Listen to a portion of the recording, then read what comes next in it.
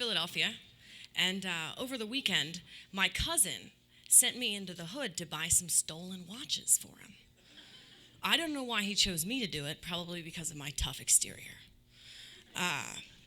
But I went to the corner where he described, and there was this guy in like this huge jacket standing there. And I was like, it looked like it was filled with something. And I was like, oh, it must be filled with watches. So I kind of went up to him and I was trying to play it cool. And I was like, hey, what's up? And he was like, what are you looking to buy? And I was like, I don't know, I'm looking to try to get some watches. And he was like, I don't have any watches, but you need some, what? I said, what?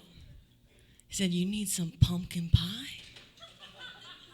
Opens his coat and the entire thing is lined with pumpkin pies. And I said, no, I don't need any pumpkin pies, I'm good. But when the guy with the watches comes back, just let me know. So I went away, and when I came back, I saw the guy with the watches, and he was like the scariest looking thug you have ever seen in your life. And I looked at him, and he looked at me in my eyes and said, what do you need? And I said, I heard there was a guy selling pumpkin pies.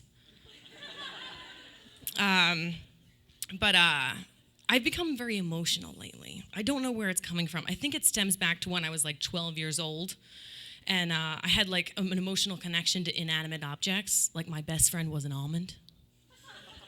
His name was Bob the Almond. And we used to dress him up in like little outfits, and I'd make him like, I'd take him places and show him things. And I made him like a little paper house, and we had an almond family for him. And my biggest regret was that when I left for summer break, I left him in the home that I'd made for him. And I said my goodbyes, and that was my biggest regret, because when I came back to school, he was gone, and I'll never forget that little nut. Just last week, I saw someone eating a bag of trail mix, and I had to leave the room. But spring break just passed, and during spring break, we had a family party, and my cousin brought her new boyfriend to the family party, and he was like a huge redneck. Like when that comedian asks every time if he does this, he might be a redneck, he always said yes. And he was telling me and my grandmother this story. And he was like, I was out. Me and my boys were out shooting coons. We were out getting the rabbits. We were catching them, skinning them, cutting them up. And then my one friend had a soda bottle. He put it on the truck. He put the soda bottle on the truck. And, I was like, what are you doing? He was like, you know what I mean? And I said, no. Nobody knows what you mean. And then later, we had like this cheese board, and I was watching him. And this is true. I saw him pick up an entire wheel of brie cheese and just bite into it like it was a sandwich.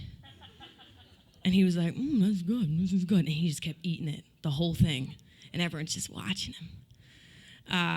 But my family parties are really weird. Like, we have a lot of strange people in our family. Like, my one aunt, she's always drunk, but she swears she can see dead people. Whereas I think she's really looking at regular people, but can't tell the difference.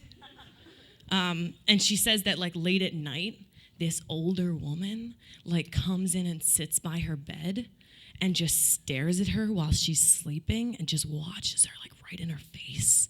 And to me, that sounds like a personal problem. Being in Philadelphia reminds me that I used to work in a barbecue restaurant. Worked in a barbecue restaurant for like 4 years. And it was down the street from the prisons. So when the prisoners got out of jail, they came to the restaurant to use the telephone to call their friends to come pick them up.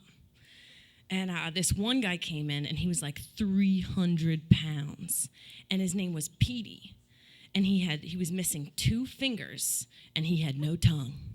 How do I know? He showed me. And said he said he needed something squishy to eat because his mouth hurt. And that's when I started to get really overheated. And he asked to use the telephone, and I was in no position to refuse him the telephone, so I gave it to him. And then I went and took somebody else's order. And I'm taking this guy's order, and when it finishes, I look back to him, and he just looks at me and says, no answer, like it was my fault.